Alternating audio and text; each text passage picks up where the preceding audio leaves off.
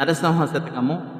ఆదినారాయణ అనుచు నాలుగు తోడ పలుక నీర్చిన వారి పాదములకు సాష్టాంగముగా నమస్కారమర్పణ చేసి ప్రస్తుతించెదనయ్య బహువిధముల.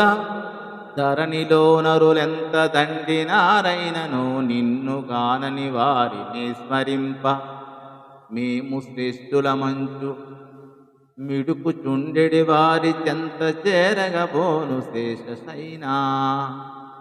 పరమ సాత్వికులైన నీ భక్తవరుల దాసులకు దాసుడను సొమ్మిదాత్రిలోన భూషణ వికాస శ్రీ ధర్మపుర నివాస దుష్ట సంహార నరసింహ దురిత దూరా.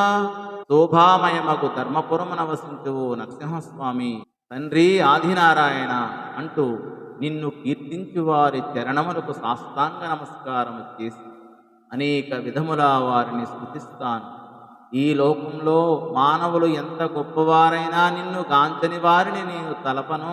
మేమే గొప్ప అని విడిసిపడే వారి చెంత చేరను. శేషస్థైన నీ భక్తులైన వారి సేవకులకు కూడా నేను దాసుడను. అంతమయ్యే వాటిని స్మరింపక ఆద్యపురుషునిపై మనసును లగ్నమనర్చిన వారు ధన్యులు.